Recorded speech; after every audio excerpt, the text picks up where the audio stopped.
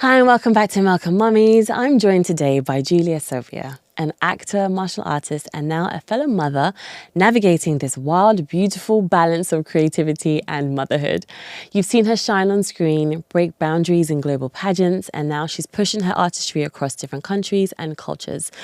We get to explore the woman behind it all. We're talking about life before her little one, the transition into motherhood, the reality of balancing ambition with nappies, and what it looks like for her to rest, refuel, and stay grounded. Let's get into it.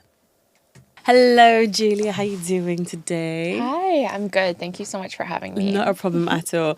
I kind of want to bring back the conversation we were having off camera, but I'm also trying to think, can I just work it into... I'm not. So tell me again, if you don't mind. Yeah. Right, so you just said this is maybe the fourth time you've curled your hair in oh, life. gosh. Yeah. That's Explain. That's gonna be on camera. Yes. So I'm so bad with hair and makeup. Okay. Like my friend who's a professional makeup artist, she did my makeup and I curled my hair. I wasn't even looking at the mirror. But I was super academic growing up. And so I skipped the whole, makeup which is actually kind of good. Yeah. So I didn't know how to do my hair and makeup ever. Yeah. And a lot of people find it hilarious now that I actually work in the industry that you do. Exactly. Working in an industry where your looks is a very hard selling point. Because I was super academic, a tomboy, really into sports. And I never learned because once I entered the industry, I always had professionals doing it for me. And so I was like, well, you know what? There's no point here. Exactly. No, but that is such a brilliant perspective. I've never considered that at all for someone to find themselves in that space. I know, it's crazy. But then obviously now I'm like, no, I need to learn. I actually need to learn. I'm old now. It's getting a bit ridiculous. Okay, that's fair enough. Now this also segues really nicely into obviously you're here because you're a mother. But before you became a mum, who was Julia? What was life like? Oh my gosh. I don't know if you find this, but I look at old pictures of myself and I'm like, who is she? Mm-hmm. I almost feel... Do you feel that? I kind of have more again, not to highlight how old I am, but it's more like, oh my gosh, I've been here a while, is what it feels like. Because it's moments in time, they are such clear chapters, if that makes sense. Yes. So I have that. Yes. That's what kind of gets me. Yeah, no, I feel that. I feel like my life is very clear chapters as well. But when I look at myself immediately before having the baby, I'm like, that is a completely different person. Yeah. They always say motherhood changes you, It does. It really does. And obviously you can't fully understand it unless you experience it. But I look at pictures of her, I'm like, that feels like a friend or an acquaintance. Because I just feel so far removed from that person, which is insane. How would you describe that part of your life if you could put a word on it? Yeah. That's tricky. Okay, how far are we going? Right before I became pregnant, or I guess, before motherhood. Okay, because there's so many chapters. Right. And there's so many phases. But right before, I would say, right before I did want a baby. I had baby fever, so I feel like I was already inclined. But I would say just super spontaneous, very in the moment. Yeah. It was very thoughtful, but just a lot crazier, I think. Okay. I decided to move to England from the Philippines in a day. And I moved the next day. Did you? Yeah.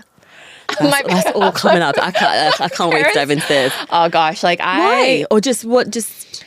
Okay, well, I had... So basically, gosh, I'm should I tell the long story? No, the thing is, I know I'm ruining whatever I've got planned for our chat, so that's just what it is. No, it's fine. But basically, I went to university in the UAE. I went to NYU, but they had a campus in Abu Dhabi, and basically, which was insane. I was on scholarship. It was such an amazing program and time of my life.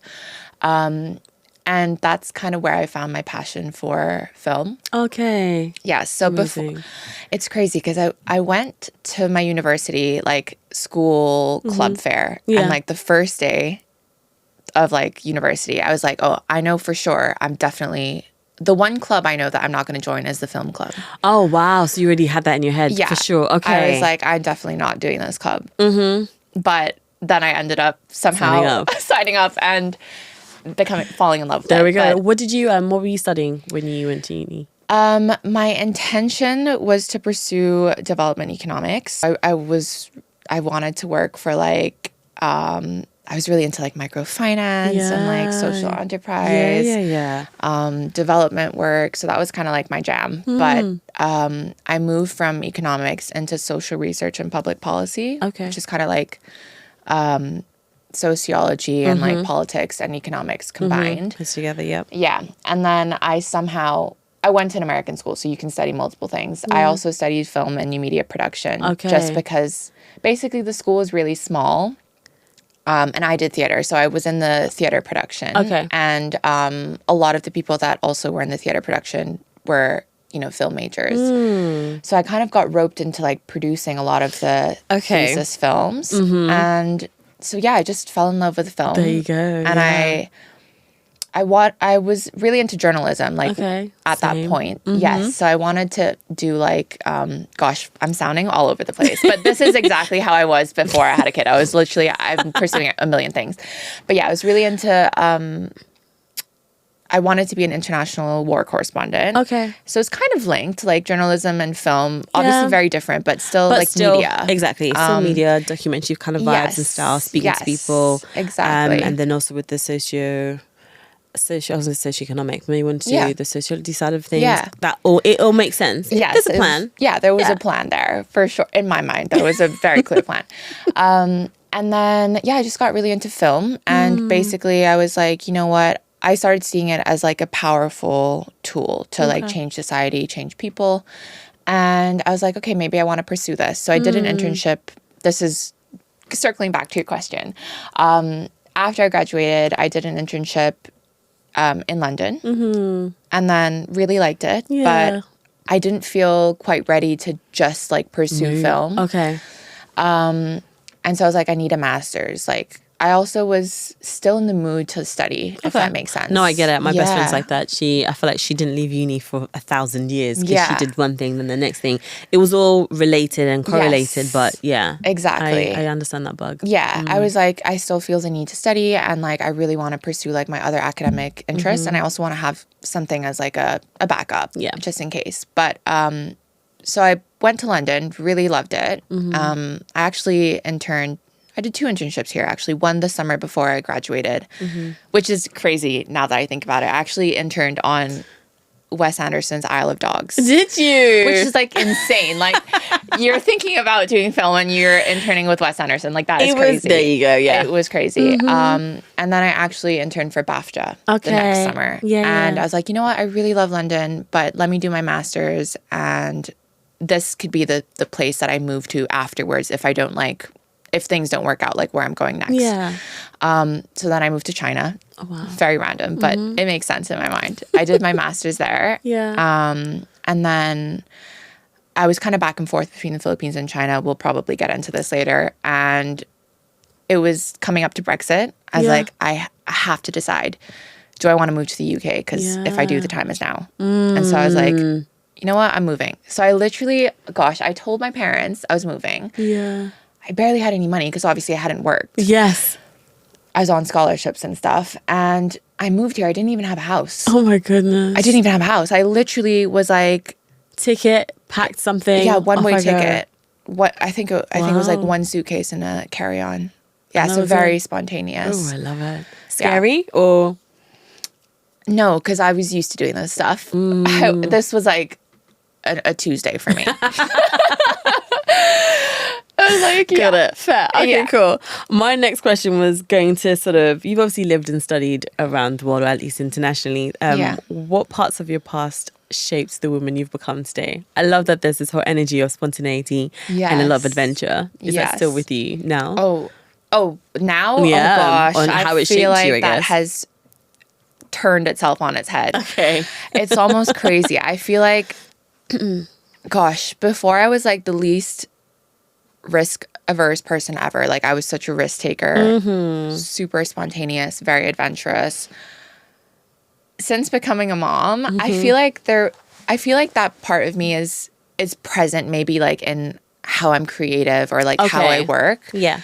But in terms of motherhood, oh my gosh, I am literally so measured. Like, everything needs to be like safe. Like, I feel like a bodyguard. I feel like yeah, we have to be. Yeah, I get it. Yeah, because obviously I know how old your little one is, but it's true they're at that space where everything is an exciting adventure for them and they're exploring. But if you're not careful, they will literally be upside down in a tub somewhere. Oh gosh, so you have to 100%. Like, I have hawk eyes. Like, I am super, super cautious, which is hilarious. Like, yeah, which is crazy because obviously I was the exact opposite before. Exactly.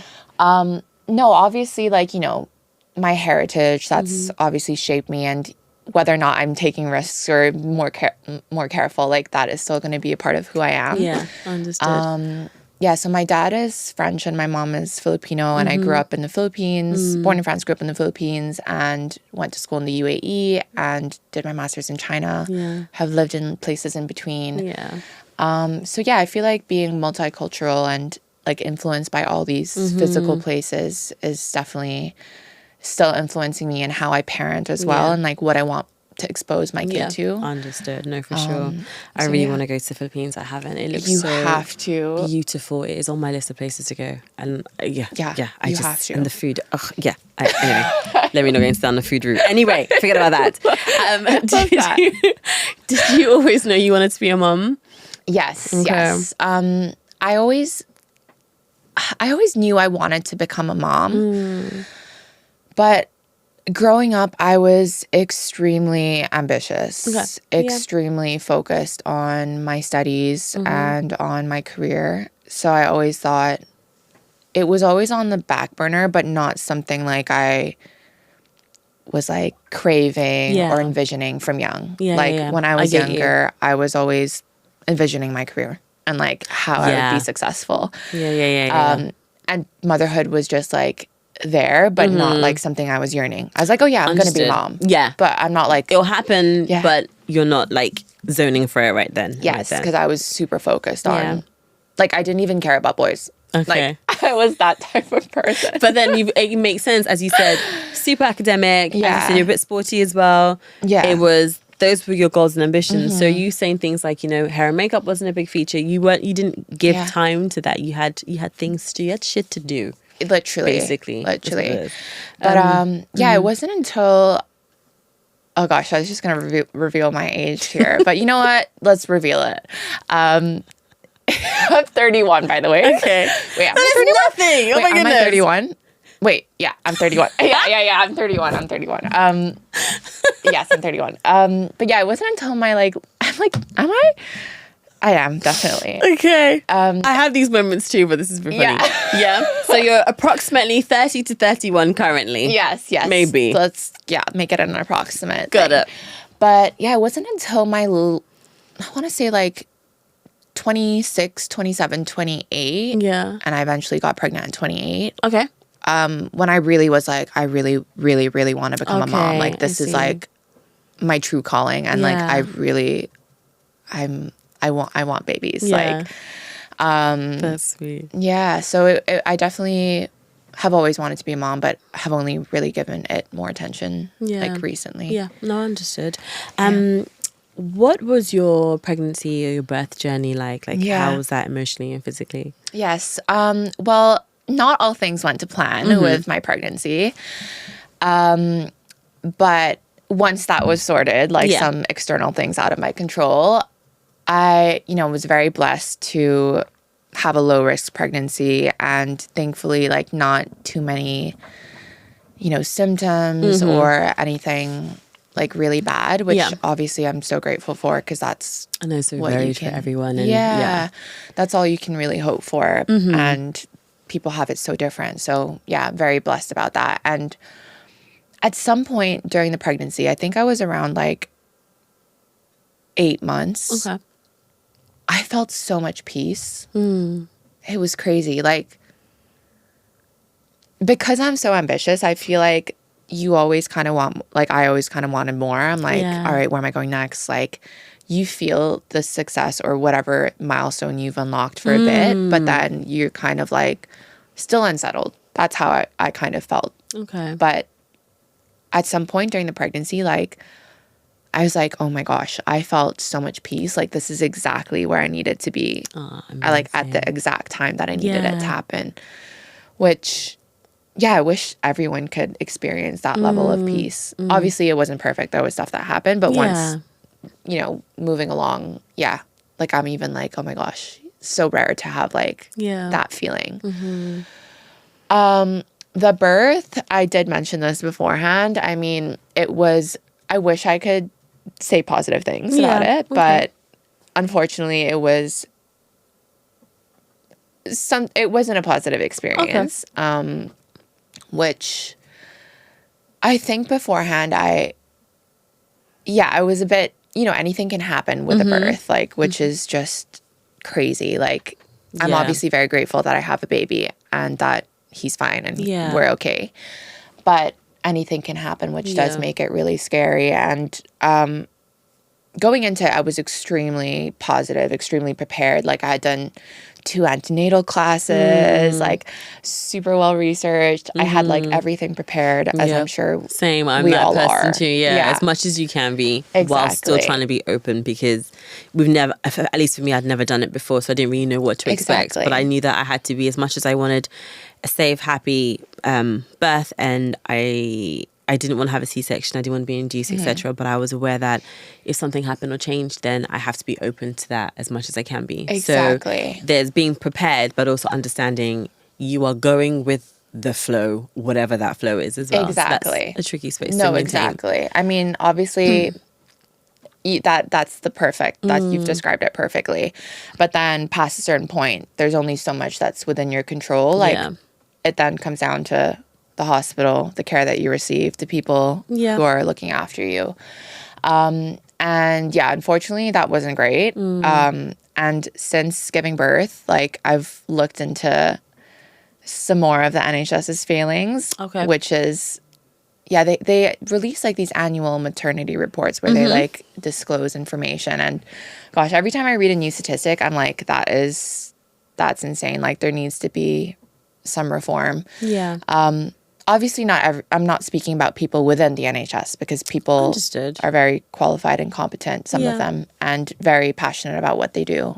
But the system it's failing mothers and women in the UK. There needs to be some reform.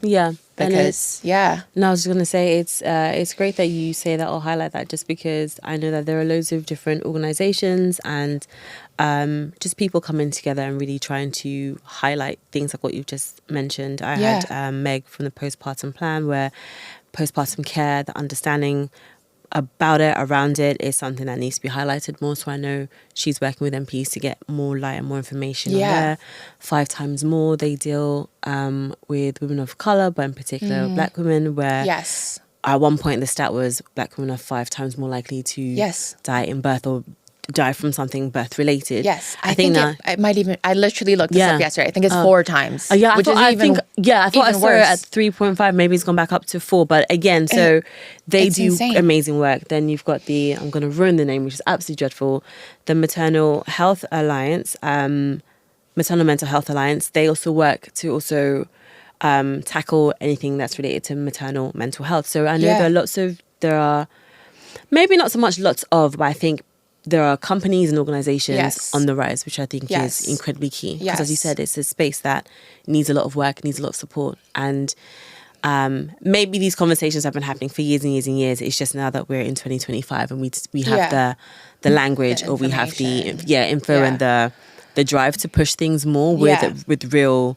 force. But it feels like it's on the rise, and it's conversations that are here to stay, which is great. So I understand what you're saying. Yeah, I mean, it definitely needs to happen, because the situation it's dangerous. That is a harrowing statistic. Like, we are one of the richest countries in the world, and Black women are 4 times more likely to die from pregnancy, childbirth, 1 year after birth. That's unbelievable. And like, I was looking into it. Oh gosh, the NHS spends, I think it was 2.5 billion on medical negligence payouts. Really? I didn't know that. 2.5 billion, almost 3 billion on medical negligence payouts. And almost 60% of that is maternity care. Wow. I didn't know that. It's a stat. Yeah. To put this into perspective from the stat that I saw, the entire budget for maternity care in the UK is around 3.5 billion. Wow. They spend more than half of that equivalent on negligence and payouts, which is insane. Wow. Like, it's actually dangerous. The situation is dangerous. It's not a question of, okay, you know, let's defend the NHS, let's defend these people, let's stop scaremongering people. No, factually, like, it is dangerous. Yeah. There are also, thousands of preventable deaths every year. So, like, I think the stat was 1,000 preventable deaths every year, which is wild. No, as you said, it is incredibly scary to hear that. And like, as you said, we do know and we hear a lot about how much the NHS is struggling or suffering and needs the help and support. And then you're seeing that filter into departments, into spaces, and then it becomes about these are real lives with real peoples in real real situations. Exactly. So. Like, and this is like the start of life. Like, women are the heartbeat of any society, right? I agree. Yeah. You're breaking woman. Yeah. You're like all those babies, like those are families, you know, like real people, as you said. So I mean, it definitely needs to get fixed because there are a lot of people out there that have suffered tremendously. Yeah. And are suffering now. Yeah, exactly. Did that surprise you? I find I was almost going to ask you, did that surprise you how much you care about that? But that's not quite right. That's very clumsy. I think once you step into a space of motherhood, I think it dials up your compassion and your empathy in a way that you don't anticipate. At least that's what it was like for me. Oh, 100%. Did that surprise you? Yeah, 100%. I mean, beforehand, my dad actually does like a lot of philanthropy work, and he does like quite a few bits with like mothers and like you know, women and children. So like that's kind of been like in my like background, like seeing my family do that kind of work. But I think like especially after becoming a mom, I've found like a new sense of like purpose and like wanting to support other moms and children and families. It's definitely made me like want to like advocate for them, not just like within the workspace, which we could talk about later, but also like, you know, medically in whatever way I can, because they really do need, we really do need the support. Yeah. And I think like just having gone through it, you just become so much more aware of what's needed and what can be done. Yeah. And it's crazy where, like, I often quote this, you don't know what you don't know. And if you're not in certain spaces, if you don't have certain access to things, you really are oblivious to just what else is going on or what else is happening to people. So when you get into that space, it's like, sometimes for me it can be a real shock, like, holy shit, I had no idea about X, Y, and Z. And it's great when you find yourself in a space where you are able to mobilize in some way, where you feel you are able to contribute or build in some way, shape or form. I guess this might be touching on it again, but what surprised you most about becoming a mum? This is more personal, I guess. Oh my gosh. So many things. Probably, oh my gosh, so many things. Everyone always says like you don't actually like know your full capacity for love like until you become a mom. So I feel like I was prepared to love my kid, but gosh, I was not expecting like how obsessed I would be over him. Like, it's crazy.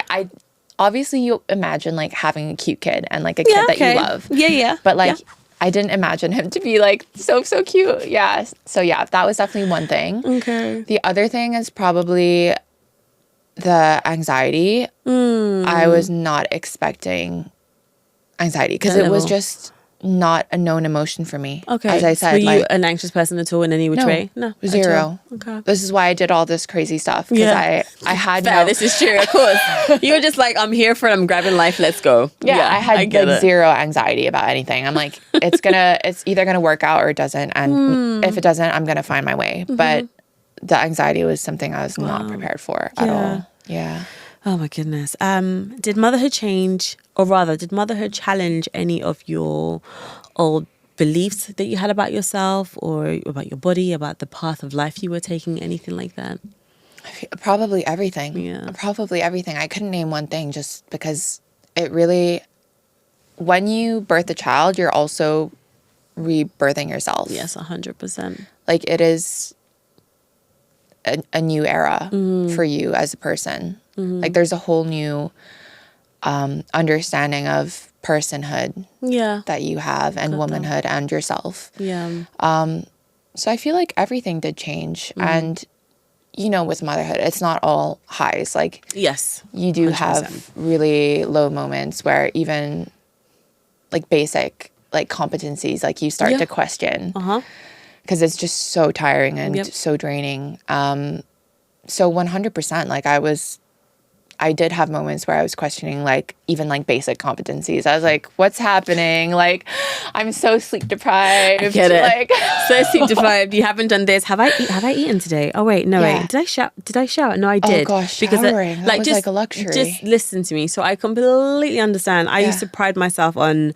memory, like not just for learning scripts, whatever else. I could tell you anything and everything that happened in great detail. Yeah. So to have that completely slip away was just insanity. So even now, if I don't write things down, I know it's not going to happen. So I find that I'm still trying to get back into, I don't know, get back on good form with that. So things just change and slip away and just melt away. But anything in relation to the baby or the kid, you are 100% on form. Oh, so 100%. It's amazing what just goes away. So even you just saying, looking at old pictures of yourself, like that's a completely different person, like a friend almost. Yeah. It makes perfect sense. It's like, it's just so wild. Like that person is just so different. Like I'm obviously like really happy that I am who I am now, and that person will in a way always shape who I am. But I feel like you can't go back. Once you've become a mom, like it's only moving forward. I agree. You cannot go back. That's a great way to put it, for sure. We've touched on, we're speaking as to who you are now as a mum, but you obviously touched on the different things that you did pre-motherhood, and I'm sure the things you're doing now. So yes, you're an actor, actress. I don't know how people feel. Some people are very mad. I'm an actress, I'm not an actor, and it's vice versa. Yeah. Random tangent. Anyway, so. No, people feel passionate about it. They do. Yeah. So you're an actor, I'm going to go with, for the sake of it. Martial arts was also a part of your past. Yes. As you mentioned, you were very academic. I don't know if you can, do you switch off being very academic when you step away from that space? No, I feel like you're always like intellectually sharp and curious, but it's more like, obviously I'm not necessarily like in an academic field. Like I'm not in academia. But. And then also pageantry was also a part of your space before. How did you navigate all of those things, career choices? Yeah. What was that like? And I guess this is a big question actually, now I'm putting it together. like also becoming a mom as well. So like, how has motherhood like influenced or reshaped your creativity, considering, pulling it back, considering you came from such a varied creative space and academic space? How has motherhood shaped it now? Yes. Woo! Good luck to you answering that question. That is a behemoth of a question. I feel like, well, the first part is like kind of how do all those things like fit together? Yeah. Was that what you were asking for the first part? Yes. Okay. Yeah. Because I'm like, this sounds so disjointed to someone that doesn't know me. I need to explain. Like martial arts, pageantry, acting. Oh gosh. Yeah. Academia. It's all there. Basically what had happened was while I was doing my master's in China, I was studying Chinese cinema, and I fell in love with with martial arts film, because it was the first time I had seen an Asian woman consistently at the fore, being like a symbol of leadership, of power. Which actress are you talking about when you say that? Oh gosh, Zhang Ziyi, I love her. Okay. She's in so many things. She was actually a trained ballet dancer and then became this like mega superstar. This is like the level of like excellence and like commitment that I really admire. She played this blind concubine in a film.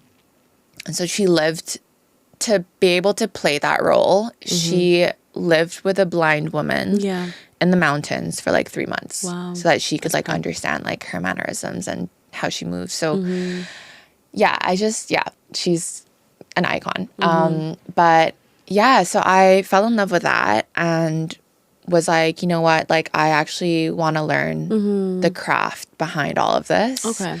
So I was like, you know what, I want to learn Kung Fu. So then I lived in the mountains in like a rural, oh gosh, this was a crazy part of my life. Yeah.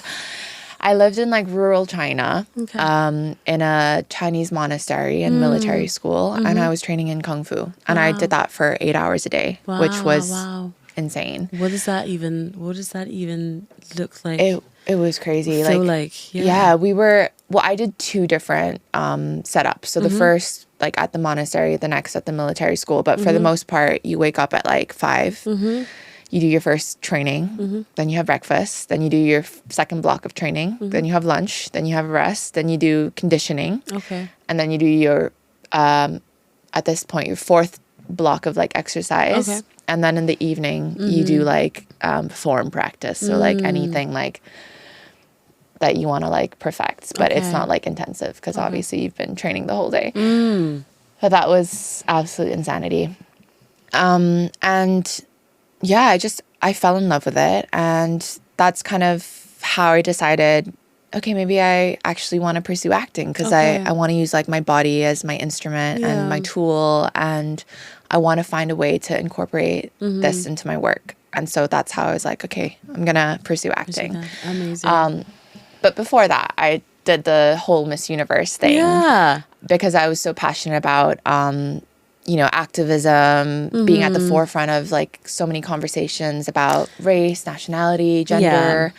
And like where I'm from in the Philippines, it is a huge, huge deal. And you're kind of more of like, at least how I saw it was that you were more of like a spokesperson with like authority on so many of these different subjects. And I think people forget that when it comes to pageantry, it's not just about looking good and the dresses and the this and that. Like people actually have real passions that they're trying to bring to a broader platform. Audience. Broader audience as well. It's true. Okay. So that was kind of why I got into it. But there's a whole other story to that. It's not you. Yeah, there's a whole other story to that. I can imagine. I'm not. I know it's not Miss Congeniality. I know there's real work and there's real competition and there's real. I mean, there are other competing motives. Yeah, there we go. There was something. There was something in the news not that long ago where I think I can't remember what bloody pageant it was, but I know one of the not founders, but one of the organizers. I think he said something. Was it Miss Mexico or something? Yes, but he had to apologize. Exactly. Was his apology genuine or not? But either way, again, I think that's just, it highlights there are more things at play rather than just a nice, fun thing that happens. Exactly. There's real agendas, there's real attitude issues, there's real racism, there's real bullshit. 100%, basically. 100%. You got it spot on. Exactly that. And so I had done that, and then after that is when I decided, okay, I'm gonna pursue this. I'm gonna pursue a career in acting, and obviously when you start out as an actor, unless you have family wealth, you have another job. And for me, that was modeling and working in commercials. And so that, and also using my stunt background for film and TV. And so that is how that all coalesced into the career that I have now. And then moving forward into motherhood,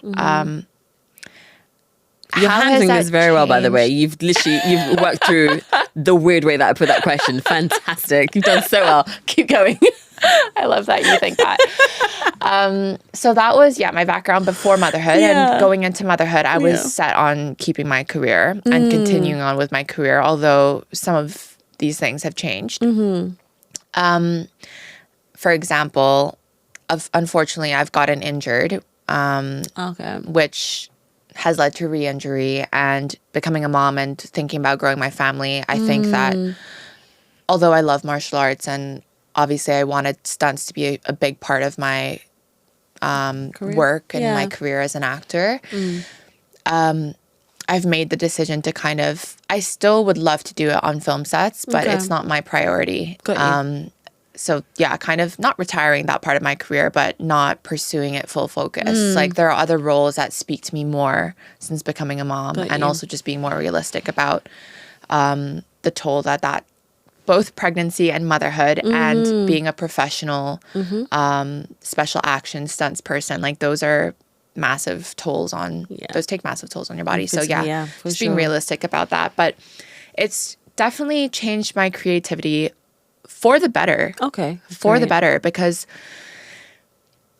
being an actor requires you to be so in tune with your emotions, so in tune with the human experience. And I think that when you become a mom or when you become a parent, like you're just privy to like a whole new understanding of like personhood, like I agree. Womanhood. What does this mean? Like the emotions that you have experienced before, they're heightened. Like Yeah, for sure. I didn't know love like I know it now. I didn't know anxiety like I know it now. I didn't know pain like I know it now. Like all of these feelings, like they have just been dialed up a notch, which as an actor is perfect source material. Yeah, I agree. So yeah, I think it's definitely made my work more robust and more human, and I've access to so many different roles now. Like the last film that I just did, I actually played a mom. Oh, did you? Which I was so happy when I saw the post come out. You can talk about the film if you can. Sorry, that was not that film. Okay, the more recent one. Got you. But yeah, I could talk about both of those projects because they're really personal to me.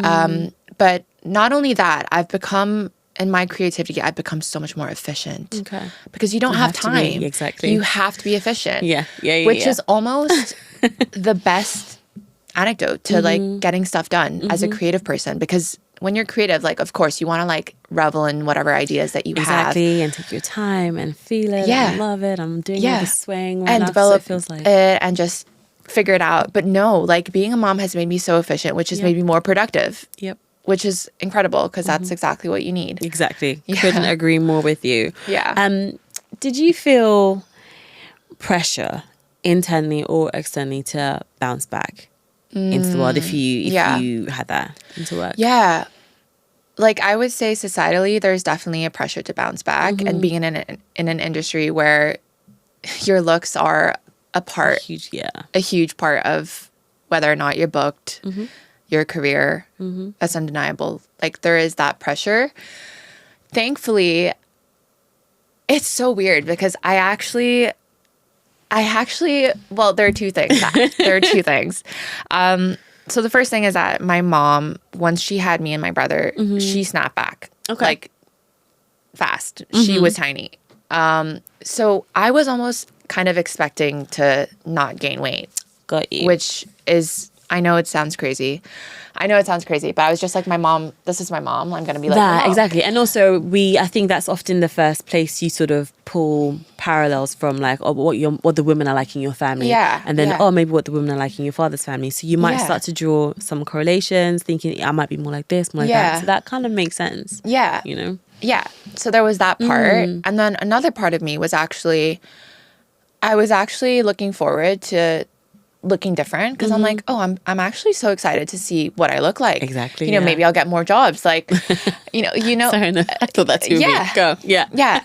Turns out I didn't get any jobs, by the way. Nothing. Not a single pregnant woman, nothing. Oh, nothing. This needs to be talked about. This needs to be talked about. Oh my gosh. Like, I thought when I got pregnant, I was going to book all these like pregnancy modeling campaigns. Yep. Same. Not a whisper. No. I couldn't believe it. So I'm like, do you just rely on the bumps, like the prosthetic bumps? Or they do. They do, which needs to be talked about. Like we all know advertising is fake. I work in advertising. But the advertising directed at pregnant women, like they're using 20-year-olds with a prosthetic bump. How can you compare? How? Like, no, I'm laughing because it's like, but it's true. It's so like, bad. There are so many pregnant creatives who would fill the roles that are out there that's required, but they're not necessarily the ones that get looked at. You're not the first actress to have mentioned that or flag it. It's crazy. And I think there was a film that I was being considered for, and Yeah. I knew the director on it, and she, throughout the conversation, she then realized that I was pregnant, and she's like, "Oh, that's great. That would actually work really well with what we have." But it felt like those conversations were such a rarity. So I hear you. Like, Yeah.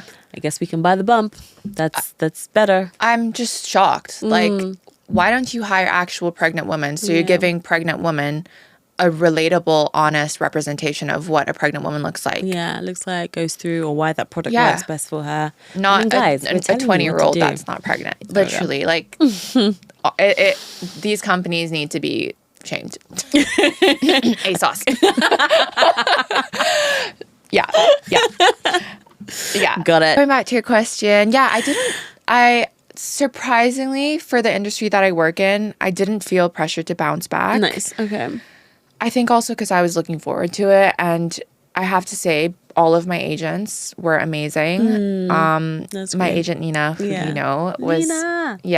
shout out, and also my other commercial agents, Nirvana and Ellie, and all of them. They were all so supportive. They were great. like, whenever you are ready, there will always be a place for you. Nice. Which is the most important thing you could say to someone. And they were just so kind and so happy for me and so supportive. And I feel like having those kinds of people in your like arsenal of like, people that you're working with and like people in your corner, like that is so important, because I agree. the last thing that you need as a new mom is pressure to look a certain way or bounce back. Like, no. Yeah.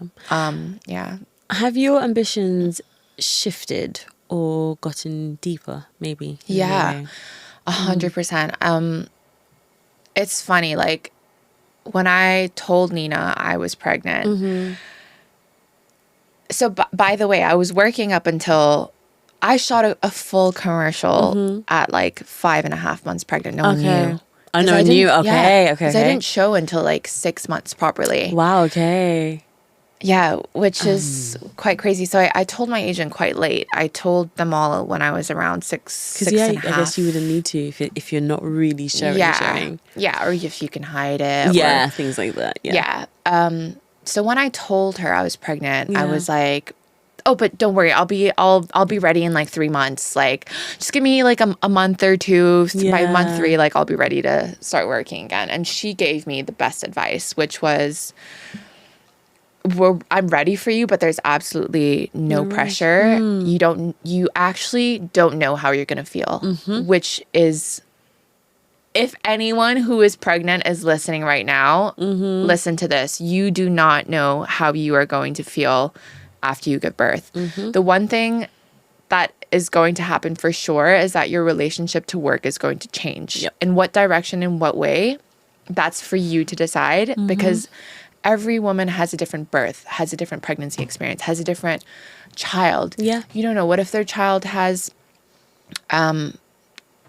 certain special needs, or what if the mom had complications? You don't know what you are going to go through. So you won't actually know until the baby is here, like how your relationship to work is going to change 100%. and how you're going to feel about it. And the best thing that you can have is people that are supportive of you. If you want to work, they're going to create the space for that to happen. Yep, if that's you need correct. more time, they're going to give you the time without the pressure. And that is something that was gold, because I kind of kept that after I gave birth and was like, yeah, she was right. Like, I really don't know how You feel I'm when going to you wanna feel. go back, yeah. I thought that after I had the kid, I'd be more motivated to get work and make money and provide and be out in the world. But when I had the kid, of course you want to be the kid's mom. You want to be present for the kid. And if you are present for your kid, that comes at the expense of time at work, out of the house. So there was definitely a balance, but the energy and love that I had for my career was still there, and it still is there. Nice. But at the time, after I'd given birth, I was like, I don't know if the right thing is not to put my kid in nursery and rush to a career. Yeah, fair. That was not what felt right for me. Fair enough, yeah. And I was like, oh yeah. Beforehand, I was like, okay, 6 months, like my kid is going to be in nursery. My kid is not in nursery even now, by the way, because I'm like, I want to be there for him and parenting him, and still have a career and make it work. But yeah, so that was really, really, really good advice. My goodness, I actually can't believe someone said this to me, but Go on. when I was pregnant, a child without sorry, let's go back. The child did not say this. My Freudian slip is going out. Let's roll it back. Okay, when you were pregnant. Yeah, when I was pregnant, I had a man without a child. There we go. Tell me, tell me that having a baby would kill my career. Nice. Yes. Yeah, many people hold that view. It's 2025 now. Yeah. Well, at the time it was 2023. It's 2023. Why are people still saying that? Yeah. And if you are pregnant, if you are a woman and you want to have a career and a family, do not take career advice from men who do not have children. Yep. They shouldn't even be speaking.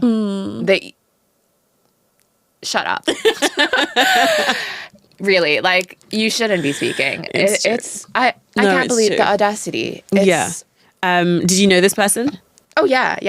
He was my friend. Actually. That's worse. He was my friend. Like, he obviously cared about me, but that's not how you care for someone. I get it. That's not how you care for someone. Nor is it your place, because you don't know what decisions have been made for the person to decide that yes, they do want to have a child, they do want to carry that child, etc. I think I'm never opposed to conversation. I'm never opposed to dialogue. I can appreciate things like, have you thought about how it's going to impact your career, or how you're going to make that space work, or whatever, that's fine.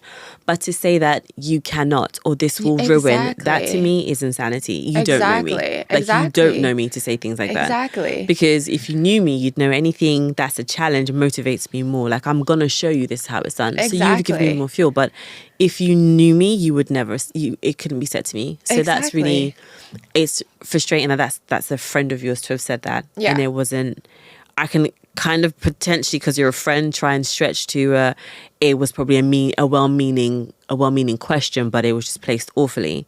But at the same time, just no, it's just not acceptable. It's not acceptable for a childless man to say that having a baby is going to kill your career. That's unacceptable, because it's just not true. It's frankly not true. And as you said, it's putting a judgment on the person. 100%. And you just know you'll work differently. I don't even know why I'm trying to give this person more tools for knowledge. And his screen time. Next, how do you approach work-life balance now that you're a mom? He's done. Oh my goodness. Not even a friend anymore. Yeah, good. Glad to hear it. I didn't have to say it. Yeah, you do realize, oh gosh, pregnancy and having a kid, one of the best things is that it just culls all the unnecessary people, couldn't agree more, things, ideas away from your life. It's true. It really, really does. You don't have the space or the capacity for it. It just gets, you don't even have to do or say much. It just gets pushed out, gets forced out. The trash takes itself out. That's it. Literally that. Yeah. What do you want to say, Julia? What do you want to say? No. It's great, because you really do, you get a sense of what's important and who's there for you. And I agree. You're so much more, I'm so much more grounded, which is perfect. It's great. And even how you choose to work, what types of jobs you choose to take, what you decide is great. Financial reward for what you do, financial compensation for what you do. It really does hone in on what's important to you, what matters to you, why you're making these choices. 100%. So I couldn't agree more with that. Going back to your question, work-life balance. I guess before that, maybe it's important to talk about getting back into work, because I feel like that's the first step. So going back to what I said about being ready, I mean, I guess I never actually put a stop, because with acting, you don't know. You could work 2 days for the whole year and that's your job. Yeah, that's right. Absolutely right. You never know when you're going to get an audition that's perfect for you. So with my agents, I was put me forward for all the projects of a certain caliber. Yeah. Certain casting directors, certain types of projects, certain payouts. Put me forward for those things and I'll audition. Yeah. So I did start auditioning quite soon after I gave birth. Okay. I think it was like about a month. Okay, like within that first month, Yeah. I was auditioning, which is kind of insane. And I did my first modeling job 2 months after. Okay. But I picked that job because it was a quick job. When you're getting back into work, I think it is important to maybe not lower your standards, but this job was like a 3-hour job. It was fairly straightforward. I was like, this is the perfect job for like my first job to get back into it, see what it's like. Yeah. And yeah, I came like with a pump and I was like, I'm so sorry, I'm pumping. And they were like, what? Like you have a baby? Like what's going on? And then, yeah, I slowly was getting back into it. But of course, with our job, like it's not regular. It's not like a normal office job. I would not recommend going back to a 9-to-5 job, like within just giving birth, because it's important to have that time to rest. Yeah. And yeah, eventually I did my first big commercial. I think it was at 4 months. Okay. Postpartum, and it was actually a mom commercial for a brand that I use, LV. Oh, sweet. And the messaging was incredible. The director was awesome. Nice. It was like the perfect like first commercial project. And then I did my first film at 5 months. Okay. And we can talk about that later. It was again like a dream project. But after that, I was like, I actually need a break. So I put a hard break. I was like, no, I'm taking a break completely. So like, don't put me forward for anything. Don't send me anything. I'm fully time out for now. Switching off. Which is needed. And I think it goes back to my first point. Like you never know like how you're gonna react, like what you're gonna experience. And I think having control and agency and just being honest and having people around you that support you, like agents that support you and take your lead is super important. Yeah. So yeah, I eventually came back to work this year. And it has been definitely a juggle, I think is the best way to put it. I agree. Yeah. I think that it's super important to say, like, you know, the narrative that women can do it all, we need to stop. Like, it's important that women know that they can still keep their career, they can have a family. Yeah.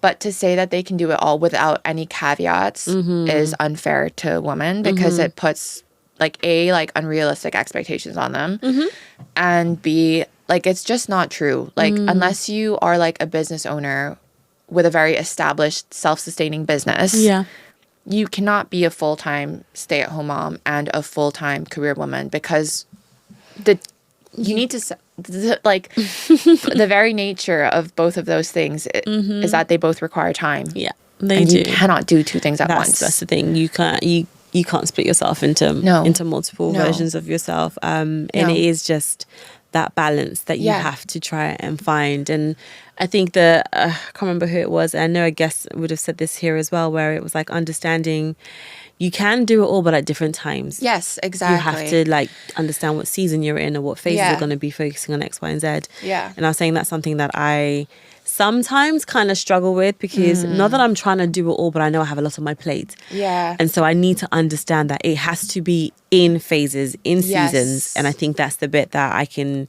try and rebel against. But it's like, okay, that means that you're not going to sleep. And then if you're not sleeping, how does that impact your day and the care that you're providing and stuff? So that takes some rewiring, I think, if you're someone who's like, no, I'm going to beat the odds. I'm going to do it all. Yeah. Like, you can certainly do it all, but not at the same time, and you need help. Point blank, period. Like, you need help because you need to be watching your child at all times. Like, otherwise it's not safe. Like, help can mean so many different things. It can mean a nanny. It can mean grandparents. It can mean partner that works from home. Partner that is on a sabbatical. Nursery. You need that. You just need help because if you want a career and you want to be working, that requires your time and your presence. That's for sure. What does your support system look like, and has it evolved since becoming a mum? Oh my gosh, I'm like, I need more help. So I don't have any family here, which Everybody's back home. Yeah, they're in the Philippines. And then my French side is in France. But like my nuclear family, they're in the Philippines. Oh, my brother's in Canada. Yeah, anyways, mostly Philippines. But yeah, like if you have free childcare, you have just hit the lottery. Like you win at life because your parenting is going to be radically different from someone else's parenting. Yeah. Like parenthood is not created equal. And I'm not like trying to. I like that. That's a nice way to say it. Yeah. Like I'm not trying to shame anyone or put anyone in a bad spot, but it's just different. It's the same thing. Like, you know, when people say like, if you have a good sleeper, like your experience of motherhood is very different from someone that has a bad sleeper. Just like someone, if your child has, you know, medical needs, if you're a medical mama, that's very different from being a mama without, you know, a child that doesn't have medical needs. Like those are two different experiences. Obviously, I don't know the former, but yeah, like those are different. But yeah, my support system, my mom came after I gave birth, which was very, very helpful. And she actually had to come back recently because I got injured, which again was very helpful. Yeah. But yeah, my in-laws live in the country, but they both still work, and it's still like a bit of a juggle for them too. Yeah. And as I mentioned, nursery, it's not a situation or a setup that I feel comfortable with. Neither is like a childminder. I really want like one-on-one care for my kid. Like for many reasons, like I don't trust people. Fair enough. Because it's well be crazy. Listen to me. Yeah. People are great. Sometimes. I'm there too. Also, like my son has like allergies, and I'm like, I don't feel safe in an environment where there's allergens and there isn't one-to-one care. Yeah. Okay. So yeah, the only option is really like a nanny or like an ad hoc babysitter, which is kind of what we're using. Okay. We had a nanny, but we're now in the process of finding a new one. And I have like a system, like a couple of babysitters that I've trialed. Because work is so last minute. Exactly. So they need to be flexible, available. Exactly. And at the most random of times. Notice. Yeah. And you need to have a couple like just to rely on. Yeah. So that has been kind of how I've been operating. Okay. Which is not ideal because obviously then that means that I'm like working in the evenings or on the weekends, which has taken a toll on me. I think I've now said like I can't be taking care of a kid like 12 hours a day because my partner has to work in the office and then do all my acting work, all my workshops, my classes in the evening. And then do shoots, and then on the weekend, the same thing. So, yeah, we're trying to figure out a system, but that's just the reality. And someone the other day was like, how are you doing it? You're doing everything so well. I'm like, well, I apologize to anyone who I've falsely, You go. I was like, I'm sorry, that's not true.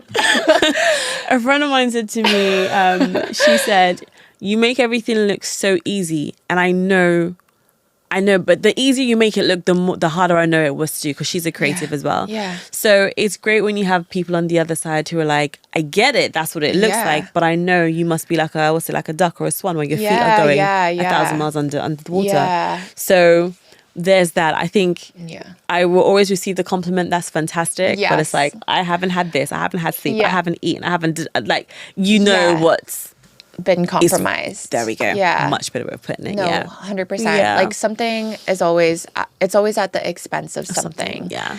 And it's a constant juggle. And from other working moms and moms in general that have multiple kids, they say like it is just an ever evolving juggle. Yeah, that. And I feel like it's about finding the balance, aspiring to it.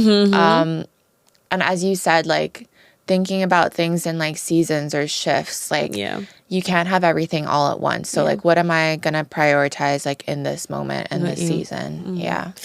As someone in the entertainment space, like obviously, well, looking at the pageantry, the filming, the Yeah. modeling side of things, has motherhood, or rather does motherhood change the way you navigate visibility?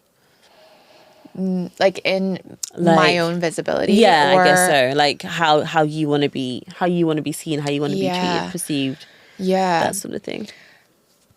Yeah. I mean, part of the reason why I wanted to work in, film, TV, commercials, was because I really wanted to advocate for strong narratives for Asian women and for women. Yeah.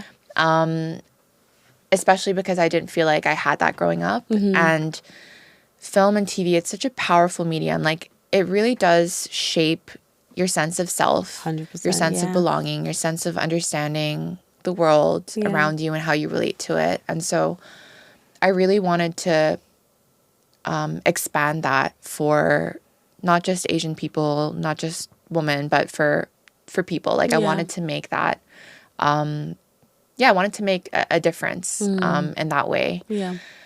And that's still like definitely my guiding light in like why I do what I do and whatnot. But I think since becoming a mom, I also like my purpose is so much more than just my career, but it's also like my child and my family. And like I'm not afraid to say it. Like, my child will always come first. Yeah. Before my career, before my partner, even before my friends or anything. So like that is definitely like my number one priority. And I think because of that, like a lot of the things that come with working in film and TV, like parties or networking or just being out there, that has taken like a complete backseat. Like, I understand that obviously some of that is required to meet people and to just be in the space. Yeah, but that need for me is like I can't even go to a party, like my own friend's party. Yeah. Like I really have become such a homebody. I'm like, oh gosh, I can't imagine going to the club. I cannot imagine going to the club. I can't imagine going to a concert. My goodness, this is like my worst fear. Yeah. So yeah, I feel like that need to like be seen and be out there, it's gone. Like, it's really like just about like my purpose within the work itself. Yeah. And like my kid, which is a great way to operate, because I think people can get so confused and, like maybe wanting the wrong things, but having a kid really gives you perspective and keeps you grounded. And I mean, I'm looking forward to like the press stuff, of course, like with the films I'm in, but like in terms of parties, oh my gosh. Yeah. I don't even drink now. You need sleep over party, and I get it. Completely get it. I'm not a cool mom. I'm a mom that needs to be in bed by 8 p.m. Fair enough. Keep it that way. I guess lastly, before I do a quick fire session with you, if you could speak to your pre-motherhood self, what would you say to her? Oh, this is such a sweet question. I know, and I get all coy as I hold my hands together and think. Yeah. What advice I think I just hug her. Okay. Yeah, I wouldn't say anything. I'll just hug her. Nice. That's so sweet to think about. You know, like what's it called? Like when you like reparent, like therapy, like where you reparent yourself. It kind of feels like that situation. This question. Okay. Yeah, I just hug myself. Give her a hug. Okay. Yeah, that's it. That's done. All right. Or maybe the younger self would need to give me a hug. You're doing good. I know I'm gonna do good. Okay, quick fire. Yeah. All right, here we go. Let me actually put on my glasses. Okay. I actually can't see. There you go. I can actually see now. Okay. Get different look. No worries. Morning person or night owl? Oh, gosh, neither. Okay. Like, I need to sleep and I need to sleep early. We'll take it. Nappies or scripts? What's harder to memorize? It's a random one. Wait, nappies? Yeah, I guess nappy sizes changing. Oh. Remembering which one to get. That was the inspiration. Neither. I think I have a good memory. Okay, cool, fine. As you said, yeah. Done. One word to describe motherhood? Joy. One word to describe career? Ooh, unpredictable. Nice. A mum hack you swear by? I don't know. Oh gosh, I was one of those moms that was like no screen time, but Miss Rachel. It's saving lives. Got it. A go-to comfort food on busy days. I'm so bad with this. Go on. I am like really into cooking, so like, Okay. it's like batch cooking stuff. All right. Fine. Oh, okay. No, sorry, I thought of one. The dark chocolate covered cherries from, I think they're from Tesco. They're really good. Okay. I don't like Tesco, but that is good. Okay. A film or series you'd love to act in next? Oh, White Lotus. Oh, please nice. cast me. Nice. They're filming in France. I'm half French. Please. See, she's there already. Okay. Please cast me. I can do a very good French accent. A song that sums up your life right now. Oh my God, I'm literally drawing a blank. I feel like I don't even listen to music. Okay. Well, there you go. Julia, that was great. Thank you so much. That's it. Oh, you're welcome. Thank you so much for your time. I know it took us a hot minute to get this thank you so done. much. And yes, I'm really, really appreciative. And it's great hearing your take and your perspective on all things motherhood and then also the industries that we work in. Thank you. Thank how you so much. You're trying to be more visible in that space. So I really do appreciate you being here. Thank you so much. I do wanna say a thank you also. I know we've just ended, but I do want to say thank you to you also for having me. Yeah. Thank you so much. And also to all the people that have been involved in giving me work after I became a mom, because like the first film, for example, that I did, like there were so many steps before that in order for that to happen. Like my agent had to be supportive, which she was. The casting director had to say yes. Understood, So there's so many thank yous that I need to say thank you to Nina, to my agents as well, Nirvana, and also to the first casting director that gave me a job after I gave birth, Lucinda Sison, and all her team, and director Ben Gregor. Thank you. And also like the people in the film, some of them were like really big advocates and champions for me. So a huge thank you to everyone, because work is not guaranteed. This is very true. So massive thank you to you for championing a new mom. Yay, amazeballs. Yeah. And we're done. I hope you can take this as a much needed, beautiful reminder that motherhood doesn't shrink us. It expands us, it stretches us, and it helps us discover new versions of ourselves we never even knew that we had. See you on the next one.